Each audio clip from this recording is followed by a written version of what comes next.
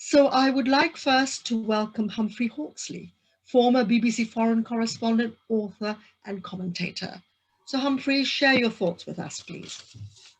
Rita, thank you very much. And I got to say, it's a great pleasure to be working with you again. And thank you, United Peace Federation, for bringing us together on this very, as you said, polarizing, divisive topic.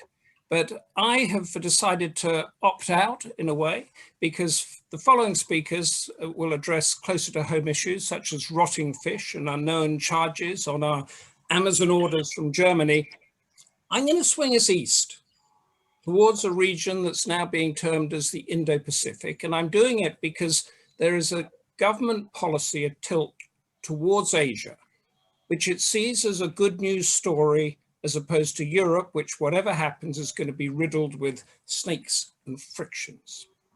Now, the tilt towards Asia is a pragmatic one, and it's also a sort of message one. And it's no coincidence that the first significant trade deal that Britain signed was with Japan, and that Boris Johnson had been due to be a guest of honor at India's Republic Day celebrations tomorrow, but that was called off due to COVID.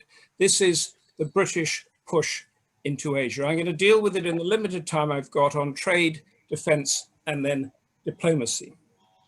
So having left the biggest trading bloc in the world, Britain now wants to join an embryonic Asian and Latin American grouping called clumsily the Comprehensive and Progressive Trans-Pacific Partnership. That's 11 countries, but not China. And it's different from the equally clumsily named Regional Comprehensive Economic Partnership, which has a heavy Chinese influence. But the fact that these two trade blocs have been forged in the past 12 months or so, looking at trade and relationships, shows that there is a lot going on out in Asia.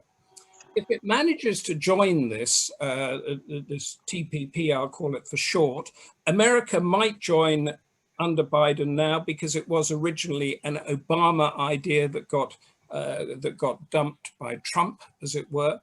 But if it does manage to do this, the story it will tell is about Britain at the heart of a region filled with promise, flexibility, can-do, forward-looking attitude that is lacking in a Europe trapped in red tape and moribund institutions.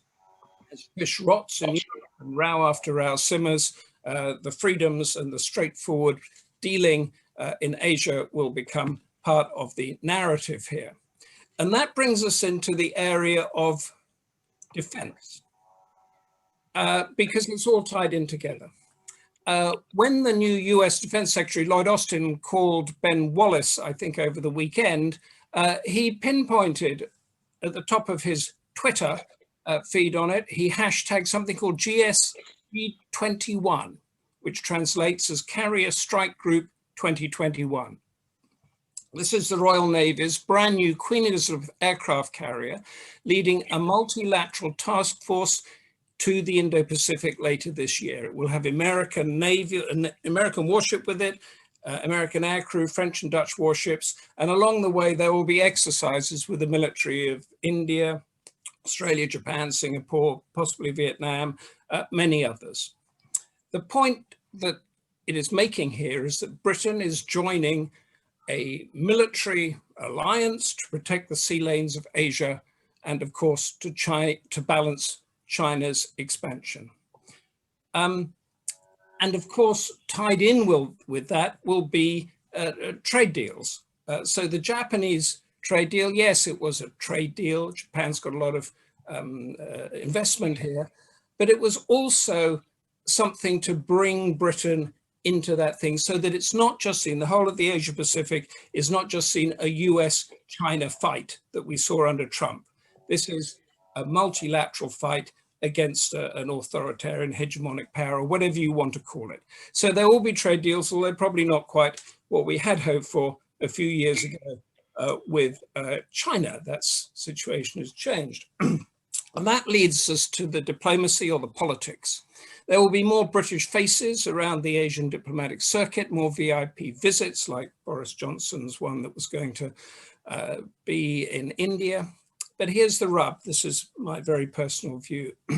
There'll be more underpinning of British values, but we don't really know now what British values are.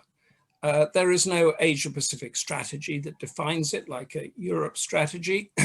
And Boris Johnson, for example, is inviting Australia, India, and South Korea to a G7 summit later this year that is being renamed as a D10 summit, meaning democracy 10. But we all know that democracy in Asia is a divisive, polarizing word that may not go down well. Thailand's a military-run regime. The Philippines and Indonesia are new chaotic democracies. Singapore is a one-party state, is it? I don't know. As Vietnam and Laos are communist one-party states, all very different. Whereas the European Union, which Britain recently was a part, was forged on political values about human rights, freedom of trade, and all that sort of stuff. In Asia, if you're an Asian government, it's a matter of coexisting as best as you can with whoever your neighbor is. It is not black and white. So if the US, with Britain in its wake, heads there waving the banner of democracy yet again, as it did in Iraq, I think we're all heading for trouble. So my conclusion, Rita, is that on paper, this tilt towards Asia that we're going to hear more about is a good uplifting plan.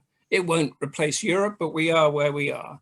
And Brexit has possibly given us, the British, an impetus to engage in what is probably the most important region in the world, both economically and strategically, and one that will definitely define the Biden presidency.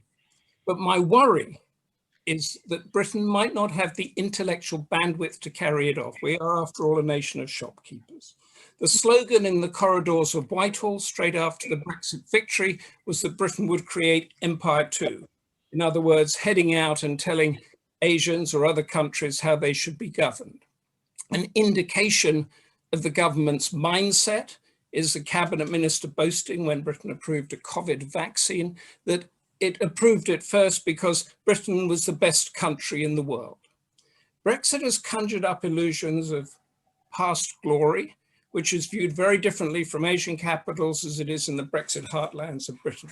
To work, the British diplomat will have to change mindset and adopt a degree of humility, sensitivity, ingenuity, and they'll have to decide what sort of nation they're representing. And hopefully it'll be one as far removed from its colonial past as they can possibly make it. And on that thought, I'll leave it there and hand back to you, Rita.